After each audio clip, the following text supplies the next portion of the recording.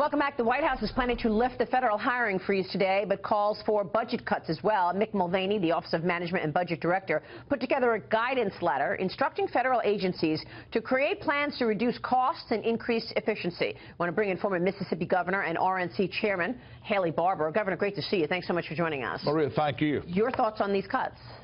Well, look, the federal government can run itself for less money, and I mean the whole federal government, even at the Defense Department, which has been underfunded in a lot of ways by the Obama administration. You could still save money in other ways at the Defense Department. So, you know, there's nothing revolutionary about this except Washington resists it so much.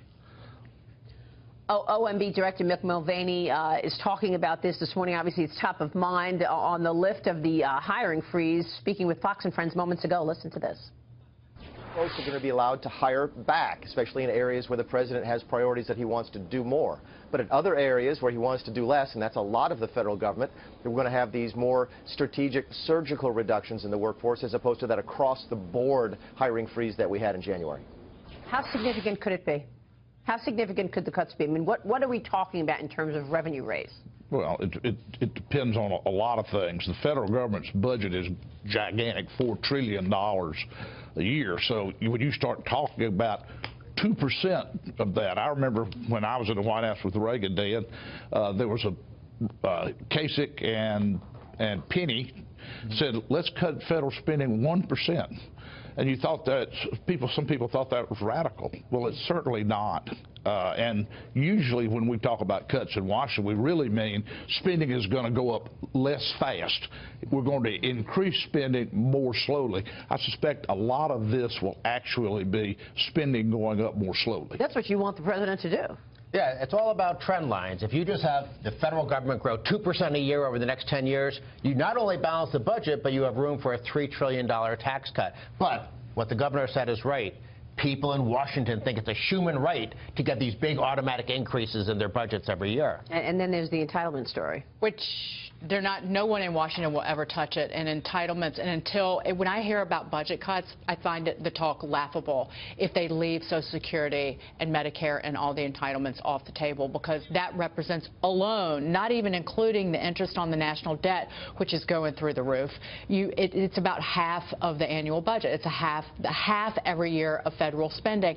And then with a 1 percentage point increase just in interest rates, that's going to be an additional more than $150 billion every year in annual spending just on the interest on the national debt. So that's a time bomb. See, President Obama doubled the national debt, but had it easy because the Federal Reserve had his back. Right. Yeah, they have 0% interest rates. Right, and the Federal Reserve was earning money on its portfolio and then funneling that into the federal coffers. So it gave him even more ballast, if you will. Yeah, that's a great point. I want to read you this breaking news because President Trump is tweeting right now on North Korea. Here's what he's saying. Had a very good call last night with the president of China concerning the menace of North Korea.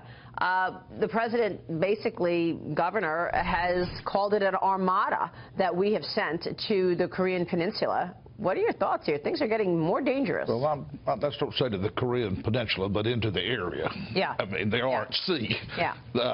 But look, the North Koreans have broken every rule, every agreement, every time. And at some point, the United States has to show some leadership so that the rest of that area thinks that the Americans who have protected Korea and Japan and the Philippines since World War II are still going to be there and have their back. You made a good point earlier. Let's talk about that in terms of what China can do here. Well, this is what I think is one of the most news-breaking parts of your interview, which is that Trump said that if China cooperates on North Korea, he'll go much easier than them on trade. At least that's what he directly implied. And that, to me, is a big win-win situation, because I don't think we want to risk having a trade war, yet we want to deal with the instability that North Korea creates on the globe. And so if we get a good deal with China and Trump on North Korea and China, that is a huge victory. And I think that's the big takeaway to me from your interview. And by the way, the currency report from the Treasury is coming out in the next couple of weeks, and I'm told it's probably not going to include China as a currency manipulator. Don't poke the bear that you're trying to negotiate with on a whole host of other issues. Yeah.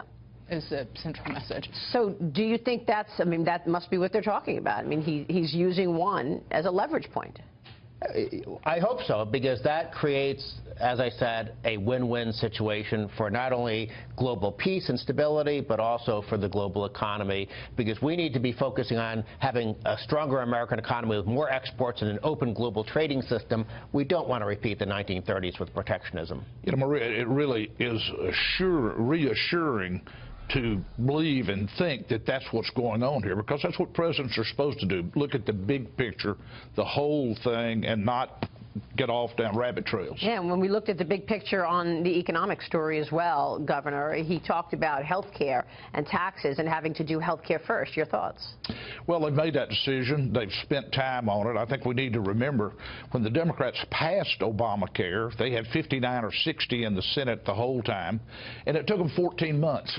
So I think the idea that you could get this done before Easter was really not very realistic. But as I pointed out in the break, they had an $800 billion stimulus package that they pushed through in the first few weeks of the Obama administration. So in terms of accomplishments, granted the sky was falling because of the economic crisis and the financial crisis, but they got something done with Republicans on board. Yeah, that's what I was going to say. A lot of Republican support for that stimulus package where we get zero. Because everybody got something. Well, when you were there, you were in a different day. I mean, they don't. He said that there's incredible hatred between Democrats and Republicans now. I mean, you would go to dinner with your colleague on the other side of the aisle, right? You would have a coffee. Even more remarkable to look back today. I remember I was in the White House with President Reagan when he made his speech for tax reform in 1985.